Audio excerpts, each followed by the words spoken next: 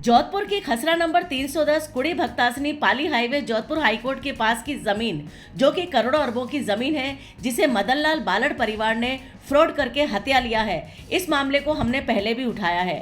पिछले 2 अंकों में हमने आपको बताया कि किस तरह से हिलव्यू समाचार ने कवरेज किया और किस तरह से सच्चाई सामने लेकर आया। इसी के साथ हमने द्वितीय पक्ष भी जानने की कोशिश की और मदनलाल बालड़ परिवार से बाइट लेने की कोशिश की, लेकिन किसी भी तरह के कॉपरेशन से मदनलाल बालड़ परिवार ने इनकार कर दिया और ऐसे में हमारे पास उनकी तरफ से पक्ष रखने का कोई अवसर हमें नहीं मिल पाया। लेकिन अब हम बात करेंगे मदनलाल बालड़ परिवार के द्वारा किए गए फ्रॉड और 63 परिवारों के उस पीड़ित और शोषित परिवारों के पक्ष में लड़ते हुए KL Punjabi mission right and justice के संस्थापक से। मदनलाल बालड़ जोधपुर के पुत्र सुशील बालड़, पुत्रवधू दीपमाला बालड़ और मुकेश बालड़, इन तीनों ने मिलकर एक किसी भूमाफिया के साथ कुड़ी भक्तासनी की इस जमीन को कोड़ियों में खरीद लिया और आज 63 परिवारों को बेघर कर दिया है। ऐसे में केएल पंजाबी उन शोषित परिवारों के लिए लड़ रहे हैं। आइए उनसे जानते हैं कि पूरा मामला क्या है और आगे शासन प्रशासन तक पहुंचने की उनकी रणनीति क्या रहेगी। नमस्कार, इस वक्त हम हैं मिशन राइट एंड जस्टिस के ऑफिस में, जिसके ऑनर, जिसके फाउंडर या हम कह सकते हैं जिसके फाइटर केएल पंजाबी जी हैं, जो अपने नाम के आगे आज़ाद भी लिखते हैं।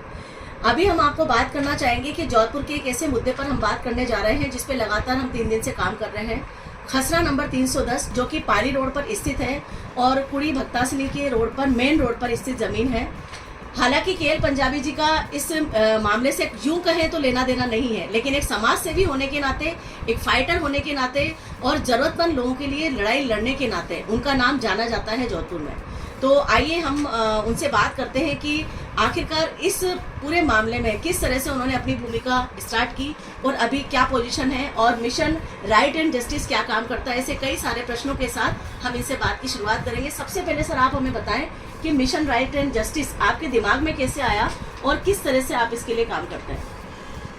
मिशन राइट एंड जस्टिस जो मेरे दिमाग की उपज है, यह नाम इसीलिए रखा गया क्योंकि वर्तमान सिस्टम और न्यायपालिका में जो अव्यवस्थाएं उत्पन्न हो गई है, जिस कारण से निर्दोष लोगों को न्याय नहीं मिल पा रहा है और प्रभावशाली लोग अपने प्रभाव से कुछ भी करवा करके अपने काम निकलवा देते हैं। इस वजह से मेरे द्वारा मिशन राइट एंड जस्टिस की स्थापना की गई है। सर, अभी जब हम लोगों ने 3-4 दिन पहले यहाँ प्रवेश किया, हम किसी कवरेज के लिए यहाँ पर आए, तो हमने देखा कुछ बैनर्स लगे हुए थे जहाँ पर मदन जी बालड़ के नाम से कोई बहुत प्रतिष्ठित व्यक्ति हैं, जैन समाज से संबंधित हैं, जिनके बारे में आपने कुछ चीज़ें ऐसी आवाज़ उठा रखी थी। वो मामला क्या है सर? मामला ऐसा है कि पाली रोड पर स्थित खसरा संख्या 310, जिसका की बेचान पूर्व में ही मूल बेचानकर्ता द्वारा प्लॉट कटिंग करके किया जा चुका है। उक्त भूमाफियों द्वारा मदनलाल जी बालड़ के पुत्र एवं पुत्रवधुओं द्वारा साजिश रचकर, बिकॉज वो अपने आप को सक्षम मानते हैं कि देश की न्यायपालिका हो, चाहे पुलिस हो, चाहे प्रशासन हो, उसको हम मुट्ठी में रखने का दम भरते हैं, ताकत रखते हैं। उन्होंने द्वारा उनको पूर्व मालूम होने के बावजूद भी उन्होंने उस पूरी प्रॉपर्टी का सौदा कर लिया। उस बाबत उनके द्वारा समाचार पत्रों में भी कोई विज्ञप्ति नहीं छपवाई गई और उनकी पूर्णतया जानकारी में था कि ये मामला विवादित है। उस समय उन्होंने वो सौदा जो है कौड़ी की कीमतों में खरीदा और अपने प्रभाव से न्यायालय में मुकदमा चलाते आ रहे हैं और जो पीड़ित लोग हैं वो उनके जितने सक्षम नहीं हैं और वो लंबे समय से पीड़ित हैं। उक्त प्रकरण मेरे ध्यान में लाया गया तथा मेरा जो मिशन है वो यही है कि आम और शोषित नागरिक जो सक्षम नहीं है उसको न्याय दिलवाना। जब ये मुद्दा मेरे नॉलेज में लाया गया तो मेरे द्वारा ये निर्णय किया गया कि इस मुद्दे पर मैं पीड़ितों को न्याय दिलवा कर ही दम लूंगा। मेरे द्वारा तमाम दस्तावेज एकत्रित किए गए, उन दस्तावेजों का अध्ययन किया गया, जिसमें मेरे द्वारा न्यायिक तौर पर तथा मेरे पास जो जानकारी उसके आधार पर यह पाया गया कि जो भू माफिया लोग हैं जिन्होंने बाद में ये प्रॉपर्टी खरीदी है वो पूर्णतया दोषी हैं और अपने प्रभाव का इस्तेमाल करके जो पीड़ित हैं उनको दबाना चाहते हैं और उनका हक छीनना चाहते हैं। और इनमें से कई लोग उनके अपने ही समाज के हैं जबकि मदन लाल जी बालड़ खुद समाज के एक प्रतिष्ठित व्यक्ति हैं। सर, आप संक्षिप्त में हमें ये बताएं कि जिस तरह से मामला आपके संज्ञान में आया है, 132 प्लॉटिंग की आप बात कर रहे हैं कि 132 प्लॉट्स कर चुके थे, क्या उनकी रजिस्ट्रियां हो गई थी? उन सभी प्लॉटों की रजिस्ट्रियां हो चुकी है और उनके पीड़ित ही हैं जो मेरे पास आए हैं न्याय के लिए, क्योंकि वो तमाम जरियों से थक चुके हैं और भू माफियाओं द्वारा उन्हें अवैध तरीकों से दबाव डाला जा रहा है उन पर, ताकि वो अपनी आवाज़ नहीं उठा सके। जी सर, उन भू माफियाओं का नाम एक बार आप बताना चाहेंगे हमें? इन भू माफियाओं के नाम है, ये एक्चुअली जो संपत्ति है इसका खरीद जो है। मुख्य खातेदार कौन है सर? मुख्य खातेदार किसको कहेंगे आप, जो प्रथम खातेदार है जिसकी जमीन एक्चुअली में थी आज से 1988 की अगर अपन बात करें तो?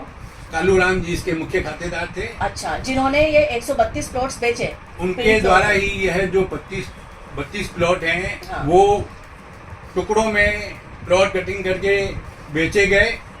उनके हकों को मारने का प्रयास ही मदन लाल जी बालड़ की पुत्रवधू दीपमाला जी, हाँ। उनके पुत्र सुशील कुमार जी एवं मुकेश कुमार जैन बालड़ द्वारा ये साजिश रची जा रही उनके प्लॉट हड़पने की। सर, ये मतलब स्पेशली इस जमीन पर अगर हम कहें कि सुशील बालड़ और दीपमाला बालड़ और जो उनके भाई हैं मुकेश बालड़, इनकी नज़र या मदन लाल जी बालड़ की नज़र कैसे पड़ी इस जमीन पर? क्या मतलब क्या कोई ऐसी चीज़ उसके आसपास है जिससे उनकी नज़र पड़ी उस जगह पर? उनकी जो फैक्ट्री है सन सिटी आर्ट, वो उस जमीन के एकदम एक ही दीवार पर लगती हुई है। अच्छा, यही वजह रही कि उनकी नज़र उस जमीन पर है। अभी सर, आप जिस तरह से लड़ाई लड़ रहे हैं, अभी आपको किन चीज़ों का सामना करना पड़ रहा है और आपके साथ पीड़ित जब साथ में है तो अभी आप लोगों की जो लड़ाई की स्टेज है वो कहाँ तक पहुँची है सर? अभी लड़ाई की जो स्टेज है वह चल रही है और मैंने उनको खुले तौर पर न्योता दिया हुआ है कि जोधपुर शहर में किसी भी स्थान पर खुले मंच पर वो मेरे साथ उस प्रकरण बाबत चर्चा कर सकते हैं। मैं हमेशा मौजूद हूँ, जब वो चाहें वो आ सकते हैं। मतलब हम ये कह सकते हैं कि आज की तारीख में जब हम बात करते हैं हिंदुस्तान की ताकत की, हम बात करते हैं कि गरीब आदमी के साथ न्याय होगा, वहीं पर आप ये कहना चाहते हैं कि कार्यपालिका या हम कहें कि एक जो नगर पालिका और एक सबसे अंत में आती है न्यायपालिका, तो आज की तारीख में व्यक्ति को जब तक स्वयं संघर्ष नहीं करता, क्या उसको न्याय नहीं मिलता? ऐसा आपका कहना है? वो व्यक्ति संघर्ष करता है, लेकिन देश का जो वर्तमान में सिस्टम है, न्याय व्यवस्थाएं हैं और सरकारी डिपार्टमेंटों की स्थिति है, वो अगर अपन बड़ी बड़ी जो विभूति हैं उनके जो बातें जो पेश करते हैं उन पर अगर गौर करें तो यह वो खुद स्वीकार करते हैं कि व्यवस्थाएं जो है वो ध्वस्त हो चुकी है। उन ध्वस्त हो चुकी व्यवस्थाओं से आम आदमी न्याय ले पाने में सफल नहीं हो पाता है। वो अपनी पूरी जिंदगी गंवा देता है, प्रॉपर्टियां तक गंवा देता है, लेकिन उसको न्याय नसीब नहीं होता। सर, आपकी आगे रणनीति क्या रहेगी इस शोषण के विरुद्ध? इस मैटर के अभी और तमाम खुलासे मेरे द्वारा इस माह के अंतिम सप्ताह में प्रेस कॉन्फ्रेंस के जरिए किए जाने हैं और मैं तमाम तथ्यों से पर्दा हटाना चाहता हूं ताकि आम जन यह जान सके और सावधान रह सके। 14 अप्रैल और 21 अप्रैल को इसी थाना क्षेत्र के अलग अलग क्षेत्रों में सद्बुद्धि यज्ञ का आयोजन किया जाना है, जिसमें 1000 से 1500 लोगों का शामिल होने की योजना है और लोग सहमति व्यक्त कर चुके हैं और कई संगठन भी उसमें शामिल हैं।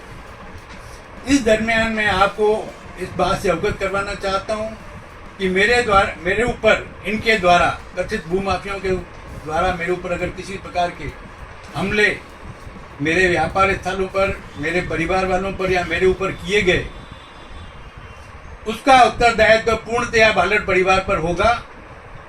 इस बाबत मेरे द्वारा स्थानीय संबंधित पुलिस थाना शास्त्री नगर, जोधपुर पुलिस कमिश्नर महोदय, महानिदेशक महोदय पुलिस जयपुर UR साहू साहब, मुख्यमंत्री राजस्थान भजनलाल जी शर्मा, प्रधानमंत्री महोदय नरेंद्र मोदी तथा चीफ जस्टिस ऑफ इंडिया के कार्यालय में व्यक्तिगत तौर पर उपस्थित होकर शिकायतें पेश की जा चुकी हैं। सर, चूंकि हम बात कर रहे हैं इस समय माध्यम की, माध्यम मीडिया के लिए आज के समय में जब डिजिटल युग है, ऐसे समय में हर व्यक्ति मीडिया बन गया है। अपने दर्द को, अपनी पीड़ा को, अपने शोषण को वो फेसबुक के माध्यम से, ट्विटर के माध्यम से किसी भी तरह से पब्लिक तक पहुंचाता है। उसमें मीडिया की और आपके जैसे सोशल वर्कर की बहुत ज़्यादा सहयोग होता है। ऐसी स्थिति में जब आप सर इस तरह से माफियाओं से लड़ रहे हैं, इस तरह से आप ज़मीनों के लड़ रहे हैं, इस तरह से आप पीड़ित आदमी के साथ खड़े हैं, प्रशासन से लड़ रहे हैं, शासन से लड़ रहे हैं, तो सर आपको लगता है कि आपके जीवन को या किसी भी तरह से कोई भी दबाव, प्रभाव ऐसा कुछ आपके ऊपर बना हो कभी इस सारी परिस्थितियों में? उक्त प्रकरण को निवारण हेतु मेरे हाथ में लिए जाने के पश्चात उपरोक्त प्रकरण के मुख्य भू माफियाओं द्वारा असामाजिक तत्वों के जरिए मेरे को जिस क्षेत्र में मैं अभी मौजूद हूँ, मेरा ऑफिस भू माफिया गण से कुछ ही दूरी पर हैं और उससे कुछ ही दूरी पर पुलिस थाना है। उक्त क्षेत्र में ही भू माफियाओं द्वारा असामाजिक तत्वों के जरिए मुझे कई मर्तबा खुलेआम जान से मारने की धमकी दी गई है तथा कहा गया है कि आप इस प्रकरण से हट जाइए वरना आपके परिवार सहित आपको लाशों में बदल दिया जाएगा। उक्त बाबत मेरे द्वारा शिकायतें तमाम जिम्मेदारों को जोधपुर, जयपुर और दिल्ली तक शिकायतें की गई, लेकिन क्योंकि भू माफियागण बहुत प्रभावशाली हैं, वो खुलेआम कहते हैं देश की न्याय व्यवस्था, पुलिस व्यवस्था, प्रशासन व्यवस्था और गुंडे मवाली हम जेब में रख के चलते हैं। उस कारण से उनके खिलाफ आज दिन तक कार्रवाई नहीं हो पाई है। इस बाबत भी मेरे द्वारा शिकायत पेश की जा चुकी है। आपने शिकायत कहाँ दर्ज की, एक बार आप बताना चाहेंगे हमें? क्योंकि भू माफियागण बहुत प्रभावशाली हैं, इसमें स्थानीय स्तर पर कार्रवाई हो पाना संभव हो यह मेरे लिए थोड़ा मुश्किल लगा। इसके लिए इस बाबत मैंने शिकायत प्रधानमंत्री कार्यालय, चीफ जस्टिस ऑफ इंडिया के कार्यालय में व्यक्तिगत तौर पर उपस्थित होकर पेश की गई मेरे द्वारा। बावजूद इसके संबंधित पुलिस थाने द्वारा मेरे बयान दर्ज करने के बावजूद भी कथित भू माफियाओं के खिलाफ कोई कार्रवाई नहीं की गई। तत्पश्चात मेरे द्वारा उनके हौसले बुलंद हो गए भू माफियाओं के, वो पुनः वही गतिविधियां करने लगे, मेरे ऊपर जान से हमले करवाने की धमकियां देने लगे। तब मेरे द्वारा मुख्यमंत्री कार्यालय जयपुर, महानिदेशक पुलिस जयपुर, पुलिस कमिश्नर महोदय जोधपुर के कार्यालय में शिकायतें पेश की गई, लेकिन उक्त बाबत भी आज दिन तक कार्रवाई नहीं की गई है। तो आप देख सकते हैं कि एक पीड़ित नहीं है, लेकिन पीड़ितों के साथ खड़े रहने वाले को कितने ज्यादा संघर्ष करने पड़ते हैं। और जैसा कि उन्होंने बताया कि प्रधानमंत्री मोदी के कार्यालय से लेकर उन्होंने शास्त्री नगर थाने में भी अपने परिवार दर्ज किए हैं, लेकिन अभी तक किसी भी तरह की कार्रवाई इन माफियाओं के द्वारा दी जाने वाली धमकी और असामाजिक तत्वों द्वारा बनाए गए दबाव और जान से मारने की धमकी पर कार्रवाई नहीं की गई है।